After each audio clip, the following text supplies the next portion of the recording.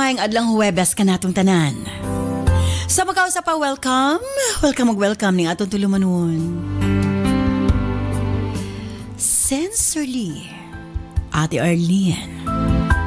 Sa gihapon kita maghahatag og pagtagad ni ato mga suwat kaagi sa kinabuhi. Nga bisan pa man og ilumutan na sa katuigan nga ng labay. Nagpabiling buhi, nagpabiling labas sa panumduman.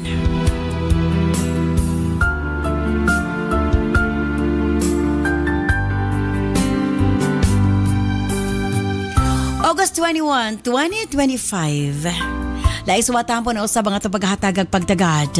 And this time, ang atong letter sender, usa ka nagngalan og Janet.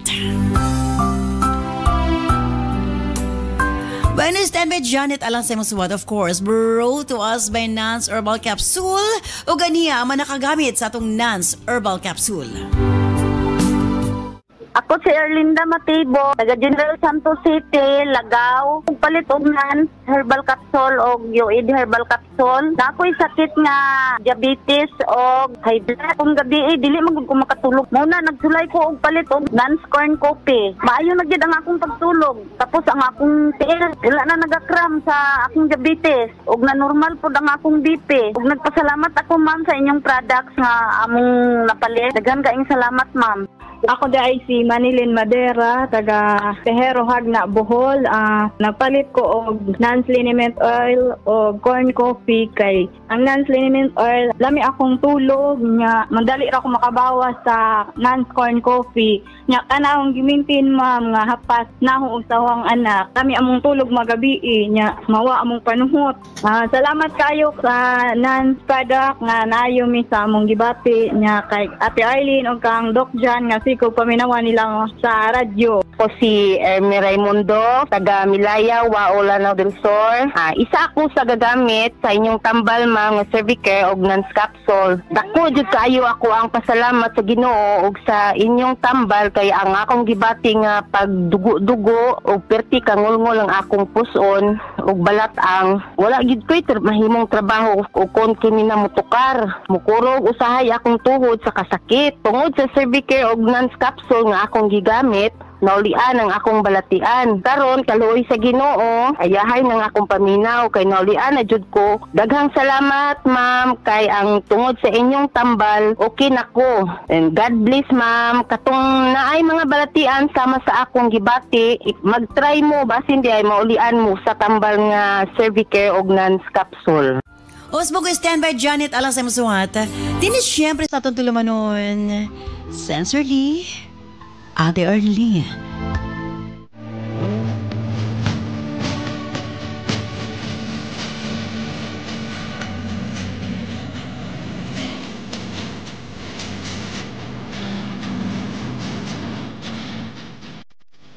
Dear Ate Arlene,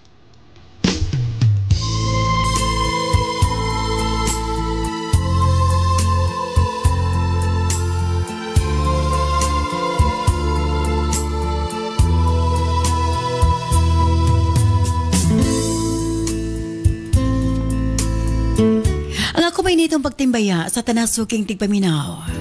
Ingon man sa mga viewers o listeners sa imong programa, ate.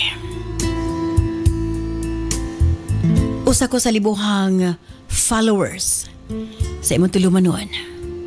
Og nalipay na kaayo ko nga pwede nami makapangayog free nga legal advice. Pinaagi sa imong programa. Ang bisyo nga sugal pwedeng likayan, pwedeng hunungon. Apan ang uban, mas pilion pa nga magpaulipon ni ini ate. Makadaot kini sa usa ka tawo, dili lang sa financial, kundili pati sa iyang pamilya, relasyon o kaugalingong panglantaw sa kinabuhi.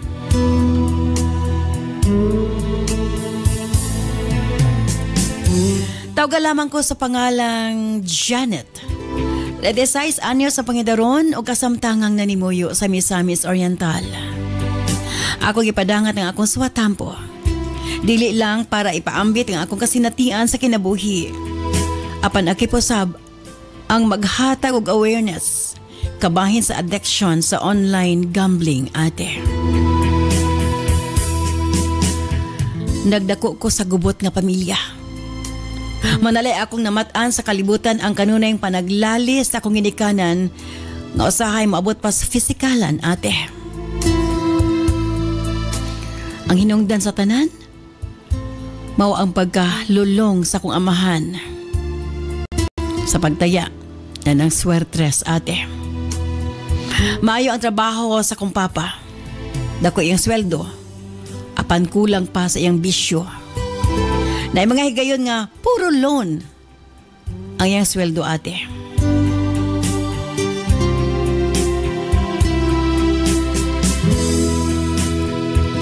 Apan inay undangon, gidungagan hinuon.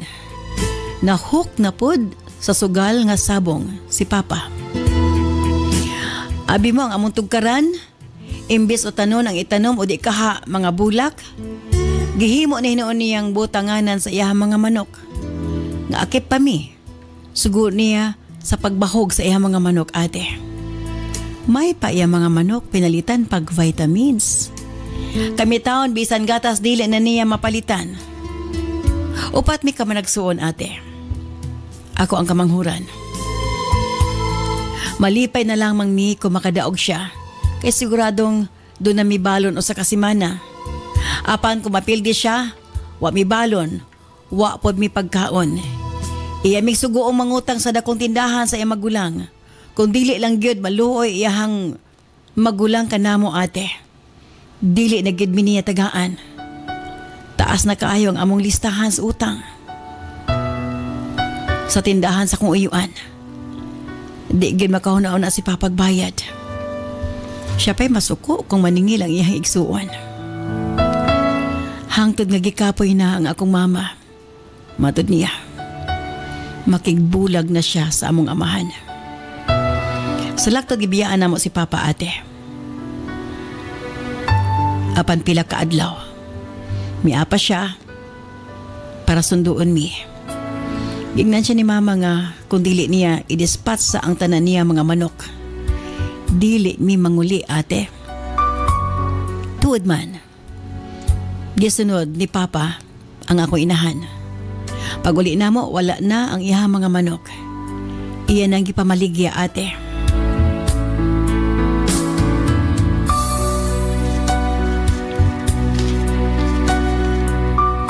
Og ang halin iyang gipangbayad sa iha mga utang. Nalipay mi kay dili naman siya magsikig sabong.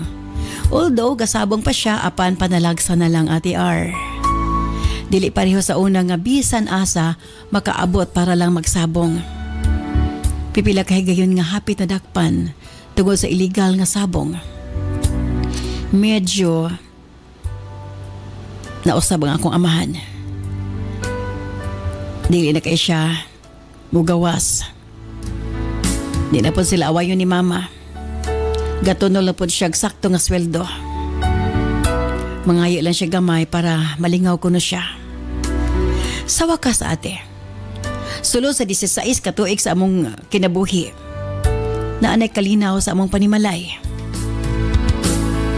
Busa misaad ko sa kong kagalingon nga kung magbinyo ko, pilion ako ang lalaki nga way bisyo, ate. Ilabi na ka na yung dili mo sugal. Sa lakto nakabaton kong hinikog mga tawgon ta lamang sa pangalang Norman. Buutan, way bisyo gado na nindot ka trabaho. Kailang iyang pamilya sa among lugar og maayo ang ilahang record, ate. Mga negosyante o professionals ang ilahang mga kaliwat. Pila na may sugilanon, nagpakasal mi ni Norman hangtod nakabaton kaming mga anak. Wa ako'y masaway sa kumbana. Ito'y kayo na. Good provider o mapinanggaon siya sa among pamilya. Dili siya mahiligon og barkada, ate. Kikas balay, muli dayon siya diretsyo. Hinay-hinay mga nakapundar. Nakabaton mig among kaugalingong balay.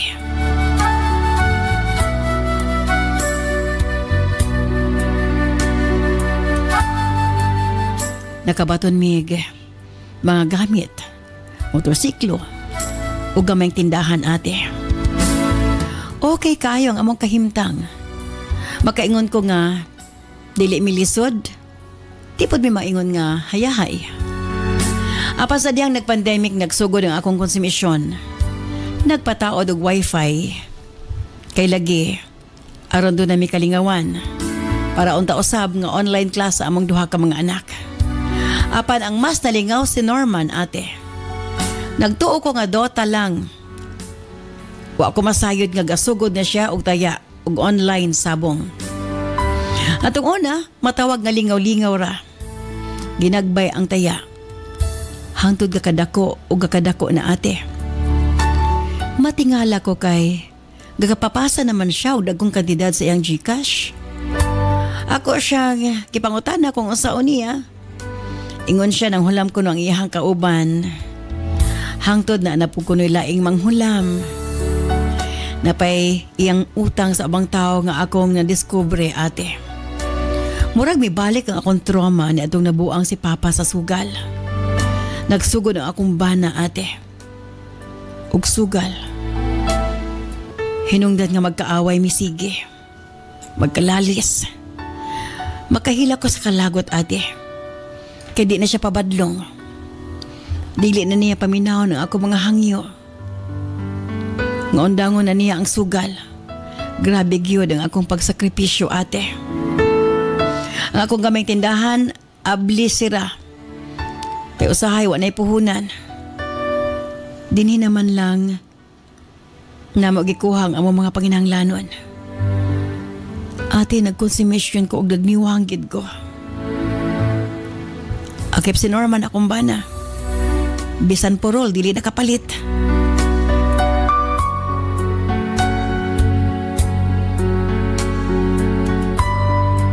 Nagpasalamat ko nga ni adtong 2022, ate. Naband na ang online sabong. Hangtod nga nabaling ang atensyon ni Norman sa pagdula og scatter na pod, ate. Diri mas na problemahan ko kay na-addict naman sab siya ning dulaa. Bisag na asbalay, halos buya ng cellphone, way laing trabaho kung dili mag-scatter.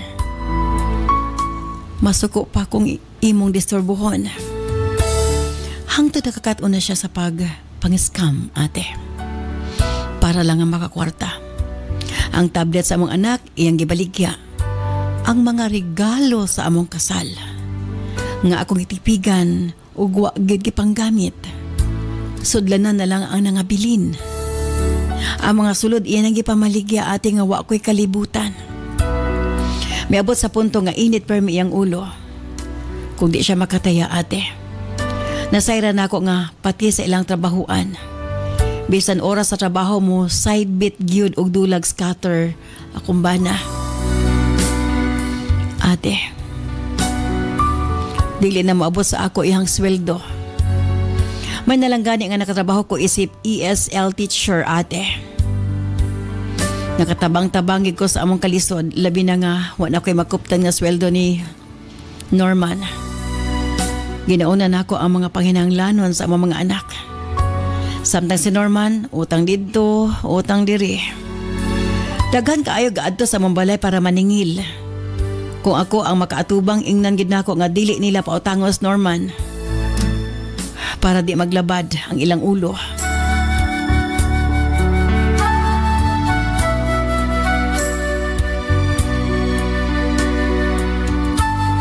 Apanabot ba, ate?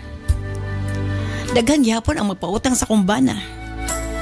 Hangtod sa kaadlaw ni Ana, nahitabo ang dakong trahedya sa among kinabuhi.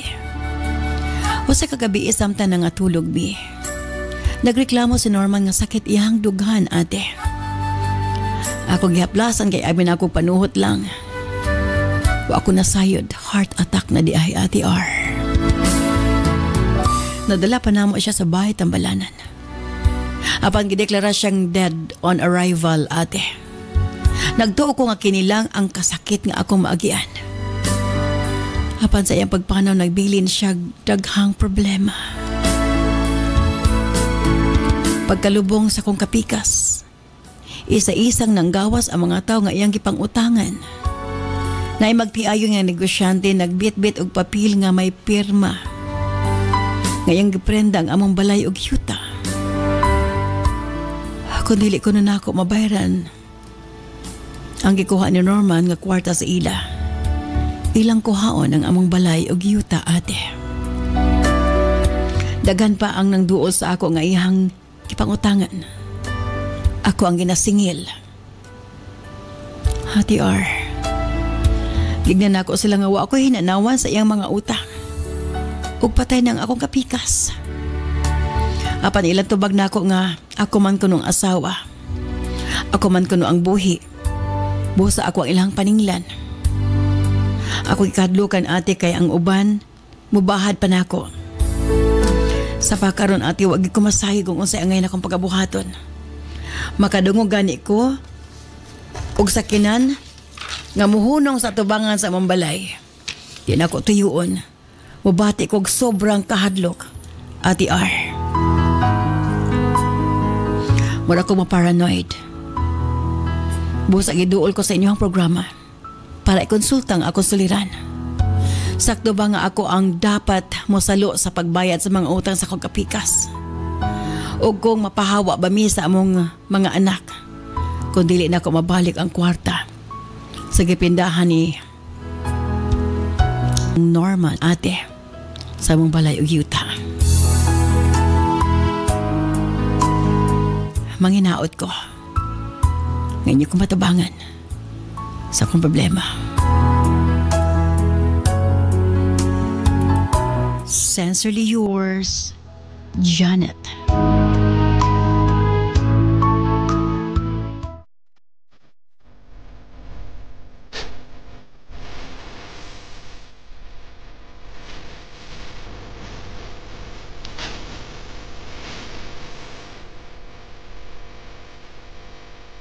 Ako si Edward Pasagdan, nagahingog City, Barangay 24, Purok Ono.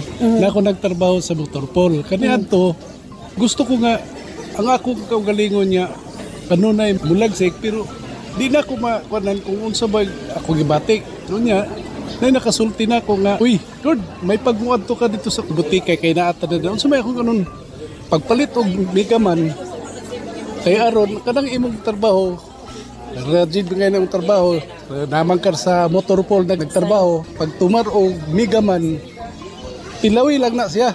Sa isa lang ni kayo, tanawa, paminawa imong kagalingon. So akong gitumaran, akong gibuhat. Akong gibati dayon niya, lagsik man dayta. So nagpasalamat ko nga, ang gitambag sa ako, nga muna para sa pawala sa kaloya sa lawas, nakatumar ko og migaman. Salamat yung nabaskog kayo ang akong lawas.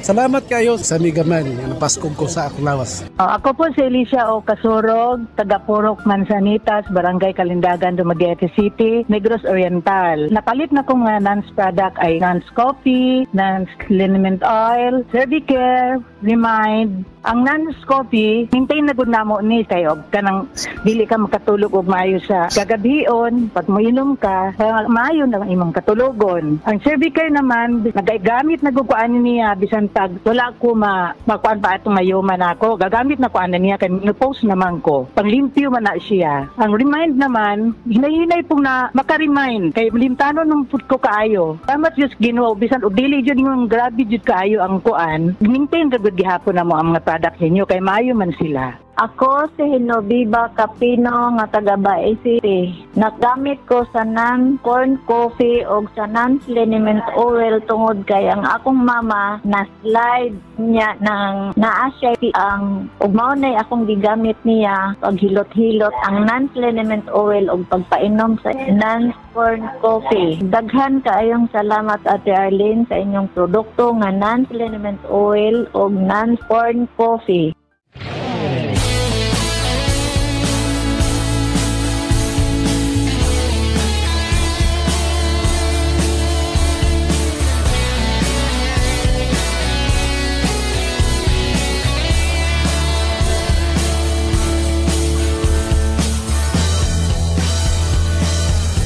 Daghang salamat kanimo, Janet. Sa imong papadangat imong suwatan pa ni atong tulumanon sa Sincerely Ate Arlene. Pwede ba ma-embargo ang usang property nga ang bana lang ang nagpirma sa pagbaligya or prenda ni ini? Ato nang klarohon pinagi kang Attorney Bimboy Hiniralaw. Attorney, may adlang Huwebes nga na kanimo. Mayong adlang Huwebes, Ate Arlene, og sa tanan nga naminaw ning atong Sibian, maayong adlaw sa tibuok na nasod sa Pilipinas. Yes, nakutob, maabot sa atong Sibia and sa atong YouTube channel and sa atong Facebook Live. Attorney, grabe nga problema na kumbaga na addict yung bana sa sugal. Daghan kay makarelate ini, attorney. Scatter, online sabong, and di na mabangbang, no? And in fact, daghan na kayong mga kaso nga na lubong nas utang tungod aning mga online games, no? Nga maogyay nakapa-usab pod sa kinabuhi sa pipila. Anyway, pwede ba ma-embargo ang usa ka conjugal property nga isara ang naka-sperma niini? Actually, Ate Arlene, dili gid pwede nga iprinda, ibaligya, or i-mortgage ang property kung conjugal nga walay consent sa spouse. Subot ipasabot.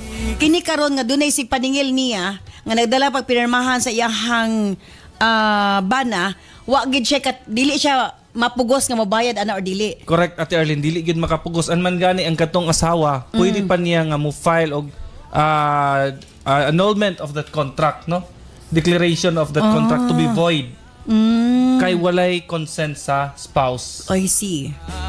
Attorney, doon na ba yung mga contract nga ipangutan ako niha kay kini nahitabo po ni. Doon na ba yung mga contract nga nakabutang dito nga kining contract dili ni siya marag unrevocable bisan og wala pa ka perma ang asawa. Dili gid siya, Ate Arlene, kaya ang ato ang balaod dili man pwede mahimong subject sa agreement by both parties. Kumbaga between kung naay duha ka tawo nga nagkontrata, perminti gid babaw ang balaod ana. To the point nga bisag moingon siya nga pwede ni siya mahimo ako mosugot nga ako ning iprinda nga walay pagtugot sa ako ang asawa. Okay. So mo i-struck down din na sa balaod as okay. Kini siya, attorney. Doon ay cases nga sasama ini. Wala pa na annulled ilang kasal pero nagbulag sila. Okay. Sa ilang pagbulag, nagbahin sila imo na ako ni. Okay. Karon sa ilang pagbulag, na sila mga anak. Imo na ako ni, so kanya-kanya na sila og kuan. Ang isa, iyang giprinda iyang property. Of course, kay nagbulag naman, wala na niya gipaperma iyang kapikas. Giprinda, naprindahan gyud kay wala may kanya-kanya naman sila. Na naman sila kasabutan nga iyan ni. Oh, nag-ija-ija. Ija-ija na sila. Though na sila mga anak, ha? Okay. Nahitabo, namatay man tong nagprinda. Gusto i-claim sa mga anak ang property. Pero giprinda naman to sa iyahang. Pwede kayo na mag-claim, Ate Arlene, pwede kayo mo-file og petition sa court for the declaration of nullity of that contract kung walay consent sa spouse. Kay bisan pa og nag-honest lang okay, bulag na ta, pero kung walay court decree, buot pasabot ninyo gihapon sila, and ang ilahang property regime is conjugal pagid gihapon. I see. So bisan tuod og nagsabot na mo, do na may handwritten agreement, ako ni pero wala gideklara sa korte, di gihapon to siya valid. Dili gihapon siya valid, Ate Arlene. So magpabilin gihapon siya nga conjugal ang property. Bisan pag nagbulag og butang na 30 years or pila nakatuig, no? Nya na mga disposal nga gihimo ang one of the spouses or giprinda niya, kinahanglan jud unta nga naay consent sa spouse kay wala pa may court decree nga nag-separate sa ilahang conjugal dwelling or conjugal properties. Sabot ipasabot nga bisan unsa pa nga transaksyon kung wa nakaperma ang usa nya conjugal property ni siya ilabi na nakabotang sa title married to. Yes. Wa gid na siya bili. Wala gyud, yes. And then pwede pa sila filean. Ang pinaka-worst ani Ate Arlene kung kanang naipon ang usa sa mga spouses. And then na sila naipon during sa ilang kaminyoon na pag-share ang original nga asawa sa share sa bana kung conjugal. I see. So ingon ana ka powerful ang kasal. Yes, kung dili na siya maanaw. Yes, ang kanang inyong kontrata sa kaminyoon.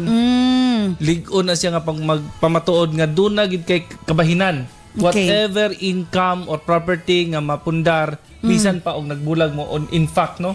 Okay. So sa case karon ni Janet, ayang pangutana, mapugos ba siya patingil di modo di siya pwede mapugos pagbayad? What will happen ingon siya Ate R? Dili ba ma-fall dito nga conjugal property man niya, tunga man may kay namatay na siya, ang katungaan ni iyang ibayad sa utang siyang bana. Di pod binanana. Dili pod pwede kay pwede wala man gyud consent sa wife. So I see. basically, kung pananglitan lang gyud unta no, kung naa lang gyud consent sa wife. Ang remedy ni creditor is to go against the estate of the decedent. Imong tinglon ang kabilin atong ni panaw. Pero kay wa man gyud consent sa wife, di niya mapugos. Void man ang kontrata. Pero attorney, asa man mo fall dire kana sa atong balaod nga kung mamatay ang mamatay ang imong kapikas, walay last will testament, ang katunga diya dito magisi mga paingon, ang katunga maadto mas ginikanan ang unsa ni kung walay bahinan lain. Yes, kung walay di ba na siya pwede nga mo'y gamiton para ibayad sa iyang utang? Dili gid siya pwede, Ate Arlene, kay in the first place void man ang agreement. Ang transaction. Void ang transaction. Okay. So wala tayong makitaan nga source, no? Nga pwede siya maningil or i-invoke niya iyang katungod. So katong nagpautang, sorry na lang kay dili gid mo mapugos sa pagpabayad ang tao nga wala nakautang nimo kay kung tan-aw no man siya pinirmahan. Correct. So sa mga magpautang mga lenders dira, better secure na lang gyud sa consent sa spouse. Kung moingon nga nagbulag, pangitaan na lang ginadaan. Unya ang problema para ato kani sa atong letter sender karon gidadaan siya mga pirmahan sa iyang kapikas pero wa man siya ni pirma pasel nga naprinda ang property. So wa gito siya bili. Wala gyud si Ate Arlene. Okay. So charge to experience na lang gyud siguro. Sa nagpautang. Ngano wa pud mo gipapirma. And ang pinaka-source nganong nakautang tungod sa sugal. Mo na siya pinaka-worst nga problema karon panahon na daghan na kayo actually daghan na mga empleyado na nga tangtang ana tungod sa sugal, tungod sa dula, nakagamit og kwarta sa ilahang company. Muna dayon. So mas pasalamat na nun ni Senator Mig Subiri sa pagpasa sa Senate Bill 142 or the Anti-Online Gambling Act of 2025. Hopefully mahimo na siyang balaod gyud no nga maban ng yun ang online games. Correct, Ate Arlene. Although dagko lang yun nga mga tao ang iyang atubangon. And doon na sa tigipasa anak kauban si co-author ta ni Congressman Jen Flores kanibang paggamit sa e-wallet nga di siya magamit sa sugal. Okay, yes. So mabar na siya kung panalitag sugal. Mabar siya sa GCash, dili pwede. Kay murag sagad sa mga online karon GCash man gyud, Ate Arlene. Correct. So hopefully mapasar and hopefully mapasar ka na sa Kongreso and naapagitay counterparts sa Senado. So definitely mahinay-hinay ka sugpo ning kuan kaning online nga mga games. So with Ate Arlene of Suerte Party List, yes, no? Hopefully. Yes, malaw mo ang katawhan sa Bukidnon, Ate Ar nga imog yung not spouse only Bukidnon attorney but the entire Philippines. Yes, no? Kay party list man, no? Malaumon gid Ate Arlene nga hopefully mapurso gid, and we are looking forward for that, no? Yes. Mapurso ang mga balaod nun. Okay. So unsa imong final para kay Janet sa ato letter sender? Well, para kang Janet, always kung pananglitag na yung mga dokumento nga gipakita sa imo nga wala nimo gipirmahan tungod kay utang to gikan sa sugal sa imong bana, pwede kay ka maka-file og ipa-declare nimo as void before the court, maka-file ka og petition, or you can always refuse, no? Refuse kung panalitan og panumbong mo. Yes. Pero you have always a defense, no? Okay. And then para lang siguro sa tanan, Ate Arlene, as my parting statement, yes, padayon mo paminaw nini nga tong programa, diin walay laing agalon kundi ang balaod, walay laing giya kundi ang konsensya, ug walay laing tumong tingwa kundi ang pagkabot sa iniusang hostisya. Okay. Daghang salamat ug maayong adlaw kanatong tanan. Gitugot lang niya ang sakit, ang hilom nga kabalaka, apan ang kahinsog sa matris, dili ang ay pasagdan. Cervicare Herbal Capsule, makatabang sa pagmintinar sa himsog na cervix sa kababayenan, at dunay natural na antimicrobial ug anti-cancer. Luwas, natural ug epektibo para sa imong proteksyon ug kalinaw sa unahuna. Piliya ang Cervicare Herbal Capsule. Cervicare Herbal Capsule, kang imong kinabuhi angay ampian, approved by FDA. Ang sekreto aron dili mawalahi sa pagtuon sa klase inyong mga anak. Pain na sila sa Remind Junior Chocomix Powder Drink aron makatabang sa ilang pagtubo, magpapabright ug protektado sa mga klase-klaseng sakit. Inom na sa Remind Junior Chocomix Powder Drink aron dili makalimtan ilhan ditunan sa klase ug basin pa mutapwa na sa sunod. Remind Junior Chocomix Powder Drink, magpapabright, approved by FDA.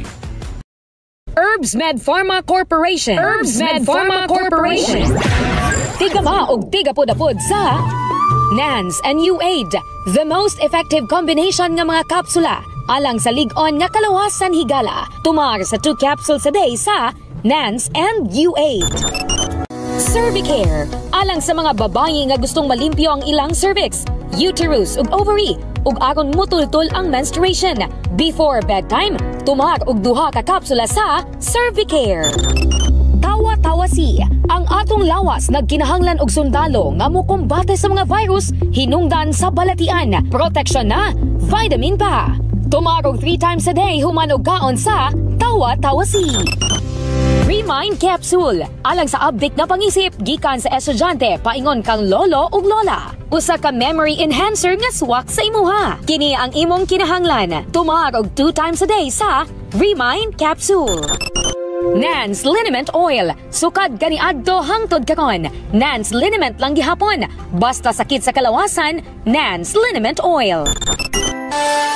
NANS Corn Coffee. Alang sa nindot nga katulog ug kada adlaw makabawas, mag NANS Corn Coffee na.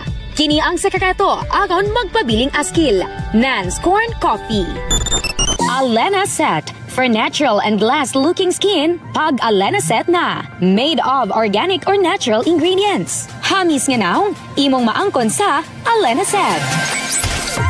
NANS and UAID, Cervicare, Tawa-Tawasi, Remind, NANS Liniment Oil, NANS Corn Coffee ug Alena Set. Mapalit sa mga suking butika. Gama sa Herbs Med Pharma Corporation. Herbs Med Pharma Corporation.